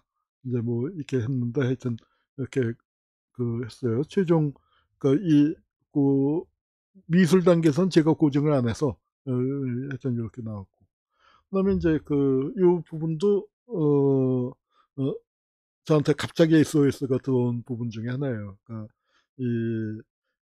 이거는 세바스찬이 좀 한국에 있었고 이제 그 시기를 어렴풋이 경험하기 때문에, 처음에는 이제 컴퓨터에서 찾는 걸로 돼 있는데 이게 89년이었거든요. 그래서 이제 89년에 갑자기 구청에 컴퓨터가 있었어요. 그래서 제가 우선 급하게 없었을 것이다, 찾아서 보내겠다고 얼른 이제 한 5분 10분 만에 자기를 찾아서 보냈더니 이렇게 빨리 찾아서 고맙다고 이제 깜짝 놀랐다고 이제 했는데, 실제로 뭐 제 경험에도 제가 89년에 미국 갔는데 그 주변에 컴퓨터 쓰는 사람이 정말 얼리 어댑터들, 뭐 신종 나오면 뭐 사는 사람들을 빼놓고는 거의 없었거든요. 그 당시에 이제 잠시 나왔다가 들어간 워드 프로세서 쓰는 사람이 얼리 어댑터였고, 관청에서는 수기 작업할 때고 보급이 안 됐을 때니까. 예, 그랬고, 저는 이 관청 모습, 그러니까 이게 이런 사무실보다는 이 창구에서 했을 것이다였고, 그 다음에 딱 이 사무실에서 나와서 벽을 이렇게 했는데 제 느낌에는 일본에서 찍은 것 같다는 느낌이 들었어요. 그래서 저 세바스찬 만났을 때 물어보니까 영도구청 빌려서 찍은 거라고 그래요. 그래서 그 느낌은 일본식이었는데 하여튼 그렇습니다. 그리고 여기서 이제 아까 떠나왔었던 소녀를 다시 만나게 되고, 여기 이 부분은 원작에는 없습니다. 아마 작가가 이 작품을 조금 더 시즌제로 가면서 늘렸을 수 있는 소재를 또 만들어야 하니까 89년 이후에 귀국을 해서 고향을 찾는 장면들이 여러 컷이 들어갔죠. 그리고 이제 고향에서 벌어지는 일들을 시즌 1에서는 이제 와서 이렇게 옛날에 동현이를 만나는 걸로만 되지만 또 여러 가지 얘기가 번져나갈 수 있을 거예요.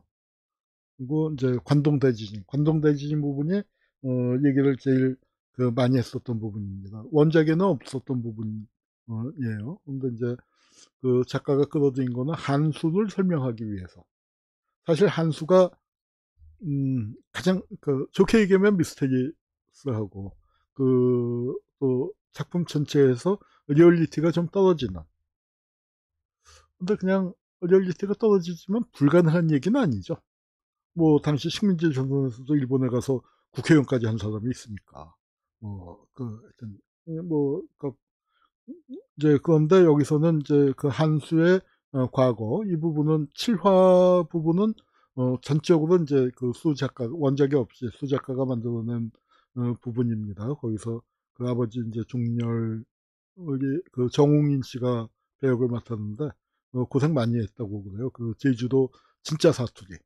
그러니까 맥락으로 분위기로 이해를 하는 거지 말만 들으면은 무슨 얘기인지 모르는 게 절반 이상 모르는 그런 사투리를 거의 완벽하게 이제 하여튼 그 열심히 노력을 해서 했다고 그러고 이민호 씨도 제주 사투리를 그래도 그 웬만큼 그렇게 구사를 했고 이 배우들이 참 애를 많이 먹은 게 제일 애 많이 먹은 건 솔로몬이라고 그래요. 그 솔로몬이 이 빠친코 개봉할 때 뭐 저 사진 이상하게 찍은 거, 또 사진도 문제지만 사진보다도 그 이제 거기다 그 코멘트 단 글이 문제가 돼서 이제 시끌벅적했었는데 어 외국에서는 뭐 거의 문제가 안 됐었다고 그래요. 그 한국이 요즘 이제 민감해지다 보니까 이제 뭐 일종의 성희롱 으로 그 문제가 됐고 그래서 하여튼 그러니까 무조건 사과하는 것으로 국악에 변명 달지 말고 사과하는 것으로 했고 다행히 이제 드라마가 그 평이 좋아서 이제 더 이상 확산되지 않고 넘어갔습니다만 그 진아 그 배우가 그 언어를 이제 그 재미동포인데 재미동포가 하는 한국말하고 저 제일동포가 하는 한국말하고 굉장히 다르거든요. 근데 그 제일동포가 하는 그 어색한 한국말을 또 완벽하게 하고 영어는 또 원래 하고 일본말도 발음이 굉장히 좋게 잘해서 그 일본어도 이제 그 동경 일본어가 아니고 관서 지방의 오사카 지방의 그 일본어 뭐 이제 이런 것들을 다 그 하느라고 진화 배우가 굉장히 고생했다는 얘기 들었습니다. 여기 이제 이 부분은 하여튼 저로서는 조금 그러니까 그러나 드라마를 위해서 이런 스펙터클한 그 요소, 극적인 요소가 들어가는 건 좋겠다 해서 뭐 했는데 여기에 리얼리티를 부여하는 과정에서 이제 수 작가하고 많은 얘기를 했는데 아마 제가 조금 그 엔트를 좀 많이 걸었었던 것 같아요. 엔트를 많이 걸었었고 뭐 걸었지만 뭐 나중에 생각해 보니까 수 작가 얘기 웬만한 거 받아들여도 큰 문제가 없었겠다. 내가 오히려 역사학자로서 좀 그러니까 내가 나로서는 드라마 볼 에 대해서 좀 관대하게 뭐 미스터 선샤인이나 다른 드라마 볼 때도 아이 뭐 그러니까 누가 어쩌고 저쩌고 이제 시비를 걸면은 아이 드라마인데 드라마로 보세요. 뭐 하면서 이제 넘어갔는데 정작 내가 자문을 할 때는 조금 시비를 좀 많이 걸지 않았나 싶으면서도 그러니까 나오고 거 보니까 그러나 이제 이 부분들이 그러니까 이제 수 작가도 고민을 한 게 한수의 캐릭터가 어떻게 한수가 야쿠자 성공한 일본 사람들도 절절매는 그 부와 권력을 가진 그 젊은 나이에 인물로 돌아오느냐를 갖고 굉장히 고심을 해서 관동대진이라는 장면을 집어넣는데 그러니까 관서 지방에 있었던 오사카 쪽에 있었던 사람이 어떻게 이제 요코하마에 와서 당하느냐 이제 뭐 하여튼 뭐 여러 가지 이제 하여튼 그 설정을 많이 했고 고민을 많이 했습니다. 그리고 그 속에서 이제 조선인이 학살되는 장면. 이제 그거를 뭐 드라마에서 다 보여줄 수 없으니까 지문으로 집어넣는데 지문에 대해서 일본 쪽에서 자문한 분들이 굉장히 좀 이견을 많이 달았었나 봐요. 그래서 이제 저한테 보내와갖고 제가 조금 그러니까 이 부분은 뭐 약간 그러니까 몇천 명이 죽었다라는 거를 그냥 사우전지로 가자. 그러니까 수천 명이 죽었다라고 하면은 1000명 이상 죽은 거는 확실하니까 그거는 좀 그러면은 논란을 피하는 법들을 조금 좀 약간 자문을 했다고나 할까 하여튼 마지막에 이 자문들 들어가는 거는 다 저한테 보내갖고 이 일종의 컨펌이랄까 뭐 그런 걸 이제 급하게 그러니까 이런 거 할 때는 또 굉장히 급하게 연락이 와요. 연락이 와서 이제 하여튼 그 관동대 지진, 뭐 이제 참혹한 광경 이런 말 할 수가 없었고. 그다음에 이제 하여튼 솔로몬이 그 땅 이걸 성사시키겠다라고 이제 얘기를 하고, 그다음에 요 얘기도 아버지의 직업, 파친코라는 직업을 그 못마땅해야죠. 그리고 그래서 미국으로 갔고, 새로운 길을 찾으려고. 그러니까 할머니는 네가 얘기 안 해도 네가 속으로 창피하다고 하고 있는 거 내가 다 알아. 할머니는 이제 하면서 툭 그런 걸 던지는 거죠. 그러니까 던지는 거고. 근데 결국 이 솔로몬도 파친코로 돌아오게 되는, 그러니까 어떤 미국에서 이제 성공해 보려고 도전하다가 벽에 부딪히고 파친코로 돌아오게 되는 그런 제일조선인의 숙명을 얘기한 겁니다.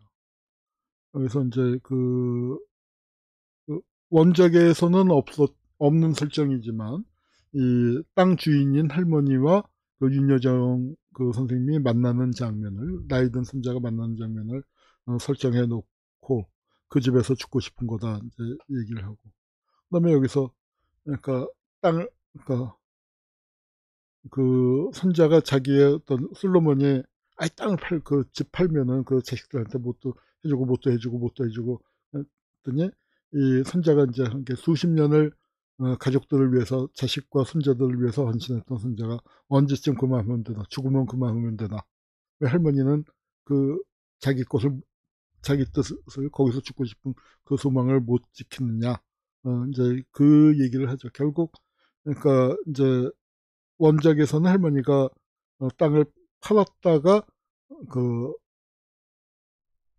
확실하게 나오진 않는데 죽음을 맞이하는 걸로, 자살인지 타살인지 확실치 않게 좀 모호하게 그려지고, 그것 때문에 깨짐직하니까 매수했던 쪽에서 그 사업을 포기해서 솔로몬이 해고당하는 식으로 되는데, 여기서는 좀 더 극적으로 솔로몬이 할머니의 뜻을 받아서 개입을 해서 할머니 사인하지 마세요라고 폭탄 선언을 하게 되는 이제 그런 식으로 설정이 됐습니다. 마지막 장면, 이제 이 부분이 왜 1989냐, 소설이 왜 1989냐에서 이민진 씨가 처음으로, 그러니까 이 소설의 모티브가 됐었던 이야기를 들었는데, 처음 원래대로 했으면은 여기 선자의 아이 노아가 주인공이었을 것 같아요. 그래서 이제 그러니까 이민진 씨가 미국에서 예일 대학을 다닐 때 어떤 선교사한테서 제일동포 중학생이 자기가 조선 피가 섞였다는 게 알려지면서 그 상황을 견디지 못해서 자살하는 그런 얘기를 듣고 이제 소설을 구상한 게, 이게 파친코의 시작이었는데 일본에 와서 바뀌었다는 거예요. 주인공이 이 아이에서 선자로. 그래서 이제 처음 얘기를 들었었던 1989년이 아마 그 소설의 끝나는 지점이 되었는데, 그런데 이제 1989년은 또 어떤 의미가 있냐면 히로히토. 어찌 생각하면 이 모든 불행의 원천이 일본 천황제잖아요. 그 히로히토가 죽은 해가 또 1989년입니다. 그래서 아마 그러니까 일부에서 나오나? 그러니까 저 보셨을 텐데, 그러니까 뉴스에서 나오죠. 뉴스에서 천황의 죽음이 뉴스로 이렇게 지나가는 그 장면이 나오는데, 1989년이 천황이 죽은 해이기도 하고 일본이 장기 불황으로 빠져들어가는 해이기도 합니다. 그래서 이제 1989년인데 이때 그러니까 노아한테 한수가 나타나죠. 누구라고 밝히지를 않고. 근데 왜 언제 나타났냐면 아버지가 잡혀간 다음에, 백이사 백목사가 잡혀간 다음에 나타나서 강하게 살아야 한다는 그 이야기를 해주고 사라지는, 한수는 어렴풋하게, 그러니까 노아는 어렴풋하게 이제 아버지, 그러니까 친아버지의 존재를 어렴풋하게 느끼게 되는 이제 그런 상황이 그려집니다. 노아의 얘기는 이제 아직 시즌 1에서는 이제 끝에 요 어린 아이로만 등장을 하게 되고, 그리고 이제 그러면서 이제 마지막에 남편은 잡혀갔고, 이제 거기서 굉장히 이제 생활이 어렵고 어떻게 해야 할지를 모를 때 이제 이 손자가 생활력을 발휘하죠. 그래서 그 당시에 이제 김치 하면은 굉장히 좀 냄새 나는 음식, 냄새 나는 음식이고, 천대받을 때 김치를 담아가서, 그러니까 입구놓구에 이제 시장에서 팔려고 하는 그 장면인데, 거기서 이제 처음에 자신 없어하고 쭈삣쭈삣하다가 갓 담근 김치 맛보세요, 김치 사이소, 김치 사이소 하고 외치는 것으로 이제 끝나는데, 이 장면이 흡사 우리 그 유명한 얘기죠. 바람과 함께 사라지다에서 어, 어, 이 영어로는 Tomorrow is another day인데 우리 번역이 훨씬 더 잘한 것 같아요. 내일은 내일의 태양이 떠오른다. 내일은 또 다른 날이다 하면은 그건 밋밋하잖아요. 영어로는 Tomorrow is another day라는 게 그 어감이 오지만, 근데 번역은 훨씬 우리 그 내일은 내일의 태양이 떠오른다가 훨씬 더 그 한 것 같은데, 이게 여기서 영화가 끝나도 괜찮을 것 같은데 이게 중간이죠. 그래서 아마 여기서 김치 사이소를 하는 대목이 아마 수 작가가 이걸 그 염두에 두고 한 게 아닌가 생각해 봤습니다. 오프닝을 갖고 말이 많아요. 처음에 생뚱맞다 라고 하는 사람들이 많았지만 드라마가 회를 거듭할수록 묘한 중독성이 있다. 빠친코 안에서 춤을 추잖아요. 춤을 추는데 이 사람들이 모두 다 욕망을 가진 사람들. 그 욕망이 그러나 일본이라는 제약 속에서 억눌렸는데 그것을 여기서 마음껏 풀어보고 있는 그런 장면들이 아닌가 싶어요. 몇 시간 동안 막춤을 췄다고 그러네요. 그래서 선자의 막춤, 또 나이든 선자의 좀 또 아주 애교스럽게 춤을 추시고, 또 모자소가 완전히 그 도취해서 춤을 추고요. 그다음에 여기 이렇게 딱 보니까 할머니, 아들, 손자인 거예요. 이렇게 셋의 조합이. 그러니까 어린 손자가 또 나와서 그 춤을 추고, 그다음에 이 뒷부분의 주인공이죠. 주인공인 솔로몬이 또 이제 춤을 추고, 여기 한수도, 이건 백목사죠. 백목사도 춤을 추고, 한수도 춤을 추고. 그러니까 각각이 시대에 의해서 억눌렸었던 욕망을 좀 분출하는 그런 장면이었던 것 같습니다. 여기서 이제 그러니까 저 솔로몬이 해고된 다음에 춤을 추는 그 장면, 그럼 부산에서 찍었다고 하더라고요. 하여튼 제가 이제 이렇게 그저 보면은 제가 본 느낌들, 그 자문한 내용들, 그리고 이제 보면은 참고로 이카이노의 음식 문화, 뭐 김치, 그러니까 여기서는 이제 김치 파는 게 팔기 시작하는 걸로 끝났지만 아마 시즌2에서는 김치 얘기가 많이 나올 겁니다. 그 다음에 훈이 묘지, 뭐 무용구 묘지, 그 다음에 홍종인 선생의 1930년대, 이게 아마 그 오사카 지방의 한국인들에 대한 어떤 필드웍이나 현장 보고서로서는 제일 중요한 문건인 것 같아요. 그래서 그거 이제 해서 보내드렸고, 그러니까 이제 이걸 보내주면은 그쪽 팀에서도 고민이었던 게 뭐냐면은 언어가 영어인데 이게 제가 보내주는 자료는 한국말로 쫙 오니까 이걸 번역해야 하나 말아야 하나. 그러니까 그래서 이제 나중에는 이제 할 때 제가 자문하는 것 중에서 이 부분은 번역해서 공유하시오. 또 어떤 부분은 뭐 제가 그러니까 시간이 조금 될 때는 영어로 써서 보낸 것도 아주 조금이지만 있고, 그리고 이제 이거는 한국말 하는 사람들만 읽고서 내용이나 분위기를 그냥 저 공유만 하시오. 이제 뭐 그렇게 그 등급을 정해서 그 보여줬습니다. 그래서 관부 연락선도 이제 뭐 나름 자료를 그 모아서 보내드렸고, 요 엽서는 제가 구해 보내준 건 아니더라고요. 그리고 이 엽서를 갖고 이제 이렇게 그 재현을 했노라 하고요. 이제 사람들이 그 견뎌냈다는 거. 근데 이게 이제 지금 그 제가 이 작업을 하면서 기뻤었던 게 뭐냐면 저의 요즘의 연구 주제. 그러니까 이 가해자 부분, 반헌법 행위자 열전은 뭐 제가 누누이 말씀을 드렸으니까 뭐 잘 알고 계실 텐데, 그걸 하면서 그 이제 든 게, 우리가 여기서는 인듀어드라고 했지만 우리는 그 회복의 문화. 우리 이민진 작가가 얘기한 역사가 우리를 망쳐놨지만 상관없어 라고 얘기했던 이 부분이 뭐냐면 떨어졌지만 치고 올라간다 이거예요. 이게 발음이 잘 안 되지만 레질리언스라는 표현이 있습니다. 이거는 뭐 원래는 재해 같은 데서 근데 이제 태풍이 확 해서 다 파괴되고 나면 도시가 새롭게 이제 재건이 되잖아요. 그런 때에서부터 나오기 시작한 건데, 이거를 인간사회에다가, 사회에다가도 적용을 했고, 인간에게도 적용을 하는 겁니다. 우리 4.3 사건으로 그러면은 피해자만 나왔냐 이거예요. 근데 이 사람들이 살아낸 얘기가 있잖아요. 4.3 때 죽은 얘기만 있는 게 아니라 거기서 살아남은 사람들이 그걸 견디고 살아낸 얘기.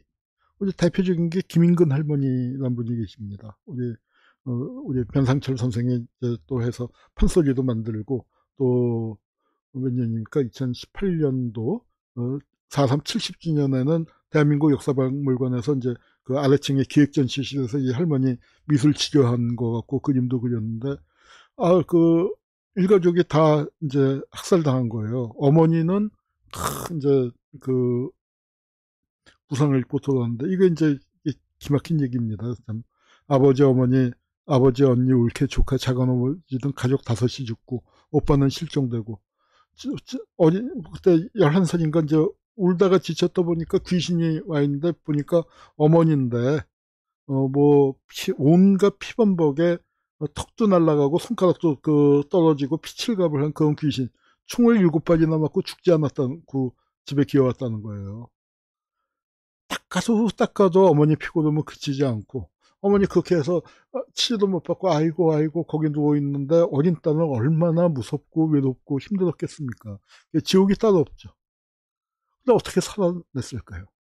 이 집은 폭도의 집이기 때문에 사람들도 근접을 못하는데, 아침에 자고 일어나 보면 누군가가 죽도 끓여다 놓고 호박도 갖다 놓고, 쇠고기 먹으라고 한 게 아니고 이렇게 옛날에 상처에다 쇠고기를 인간요법으로 발랐다는 거예요. 고문 많이 당한 사람들도 그랬거든요. 그러고 그 쇠고기만큼 한 주먹 누군가가 갖다 놓은 거예요. 그리고 거기 쪽지에 인근아 울지 말고 어멍말 들으면 사람 시민 사라진다. 살다 보면 살게 된다. 이게 기가 막힌 연대인 거죠. 그러니까 낮에는 못 오지만 밤에 그렇게 이 김치라도 이렇게 야채라도 죽이라도 써서 이렇게 갖다 놓은 사람들. 그래서 이제 어머니 붙잡고 절벽에 가서 떨어져 죽을까, 이제 그렇게 그리고 이제 가서 떨어져 죽자고 매일매일 울고불고 했지만, 우리가 그렇게 죽어버리면은 이 아버지, 언니, 이 억울한 사정은 누가 풀어주나, 이제 그렇게 살아났단 말이에요. 근데 참 이 할머니의 기구한 게 뭐냐면, 남편이 조작간첩 사건으로 또 간첩이 돼요. 4.3 피해자가.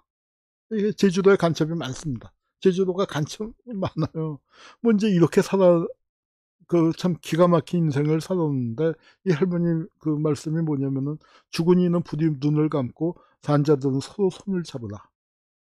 그래서 4.3과 조작간첩의 이중의 국가폭력을 견디면서 상처받은 치유자. 상처는 나의 힘이란 말이 가능할까 모르겠어요. 아픈 만큼 성숙해지고, 그래서 자기의 상처로 끝나지 않고 그 상처를 경험한 사람이 다른 사람을 치유하는 힘을 갖게 되더라라는 것을, 사실은 국가폭력을 다루다 보면은 여러 곳에서 보게 됩니다. 참 힘들어요. 쉬운 얘기는 아닙니다. 그러나 그런 분들이 분명히 있어요. 이렇게 살아나는 사람들. 그리고 이 사람들이, 그리고 살 수 있었던 거, 이 어린 11살짜리 소녀가 살 수 있었던 것, 누군가가 갖다 준 된장 한 그릇, 죽 한 그릇이 힘이 됐잖아요. 살다 보면 살게 된다. 그렇게 해서 살아낸 사람들의 이야기. 이게 바로 인디어드라는 게 그 얘기입니다. 그래서 이 회복 탄력성. 우리가 국가폭력으로 얻어맞았단 말이에요. 민간 혈살로 죽었어요. 일본 놈들한테 탄압받아서 엄청나게 죽고 그랬어요. 그런데 우리 어떻게 했어요? 살아냈단 말이에요. 지금 일본보다 100년 만에 일본보다 잘 사는 나라가 됐어요. 그리고 한국이 민주주의에서, 물론 여러 가지 문제점이 많지만, 그래도 민주주의에서 이만큼 민주주의를 해놓은 나라 솔직히 어딨냐고요. 이런 부분들을 해놓은 그 이야기. 그래서 그겁니다. 4.3으로 일가족을 잃은 어린 소녀가 어떻게 살아냈을까. 상처받은 치유자로 다시 선 과정들. 이거 한국 현대사의 기획되지 않은 리질런스와 회복적 적응의 모델이 아닌가, 이런 생각을 하고 있던 차에 제가 파친코를 만나게 된 거예요. 운명처럼 파친코 제작팀에서 얘기가 왔고, 저는 파친코 한국 소설이 굉장히 히트했다 하는 얘기만 어렴풋이 듣고 있었지만 거의 몰랐는데, 띵 하는 첫 문장, 역사가 우리를 망쳐놨지만 그래도 상관없다. 그래서 우리 의문이 이거였거든요. 이 고난을 딛고 한국인들이 어떻게 민주주의와 산업화를 동시에 달성하고 문화강국이 될 수 있었을까? 기생충은 어떻게 나오고, BTS는 어떻게 나오고, 미나리는 어떻게 나오고, 오징어 게임은 어떻게 나왔을까? 우리가 한국인들이 이 엄청난 국가폭력의 시련을 견뎌낼 수 있었나에 대해서 솔직히 한국의 인문학이 답을 못했었거든요.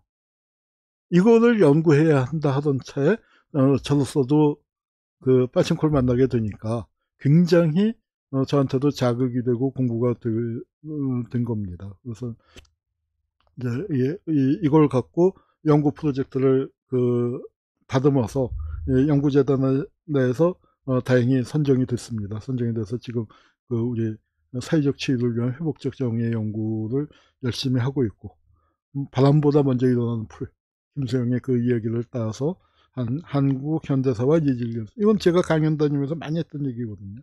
한국 전쟁이 끝나고 7년 만에 4.월혁명을 이뤘다. 유신 7년 만에 부망쟁이 일으키고 박정희가 죽었다. 광주 학살을 해서 거기서 그렇게 잔혹하게 당했지만 7년 만에 6월 항쟁을 만들어냈다. 3당 합당하고 7년 만에 정권교체 만들어냈다. 노무현 대통령 서거하고 7년 만에 촛불항쟁이다. 이렇게 자주 이뤘었습니다. 문제는 뭐냐면 이걸 지키지 못해서 도로 뺏기는, 촛불하고서 다시 정권을 불과 5년 만에 내준 것처럼 그렇게 됐는데, 우리 역사에서 이 리질리언스의 사례들, 큰 사건, 이제 저희는 아마 역사학을 하다 보니까 큰 사건을 다뤘지만 문학이나 이런 드라마, 영화 같은 데서는 이 바닥에서의 민초들의 삶, 선자라는 인물을 통해서 본 우리 민중들의 거대한 이 리질리언스를 이제 얘기할 수 있지 않을까 생각이 들어요.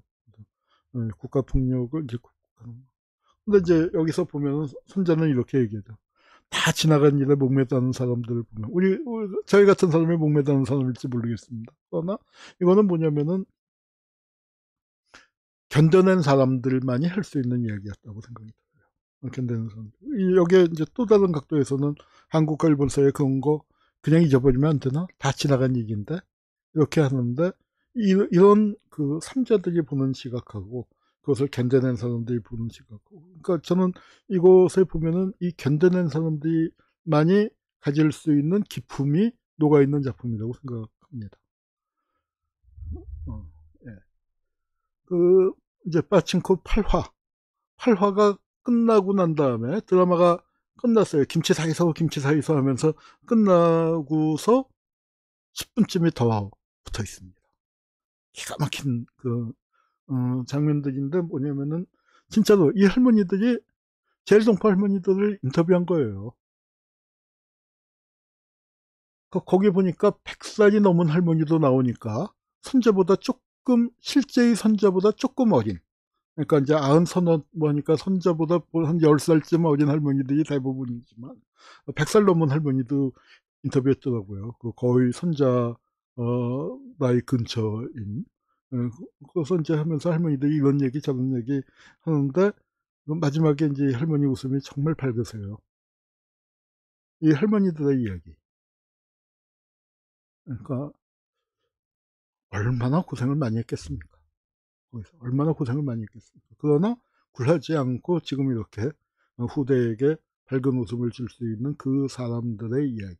이것이 바로 그러니까 국가폭력과 또는 제국주의 폭력과 회복의 인문학, 사람들이 갖고 있는, 그러면서도 존엄성을 잃지 않는, 디그니티를 잃지 않는 그 사람들의 이야기가 아마 이 파친코의 주제가 아닌가 싶어요. 그래서 시즌 1으로 끝났지만, 시즌 1이 끝났지만 시즌 2, 3에서 계속 나가면서 무궁무진한 이야기를 전개해 줄 거라고 생각을 합니다. 전 굉장히 한국 근현대사, 특히 국가폭력을 공부한 사람으로서 굉장히 고마운 마음을 갖고 드라마를 봤습니다. 그리고 제가 이제 하여튼 이 드라마에 그래도 조금, 이나마 이제 요만큼이라도 참여할 수 있었다는 게 참 기쁘고요. 그래서 이름이 잘못 나간 거 잊어버리고 좀 더 좋은 그 작품으로 이제 그 시즌 2에서는 조금 더 제가 역할을 하기로 했습니다. 작가들하고 이제 대본이 나온 다음에 대본을 같이 읽는 거였는데, 이번에는 대본을 쓰는 단계에서 좀 아이디어 회의 같은 것도 이제 같이 하기로 했어요.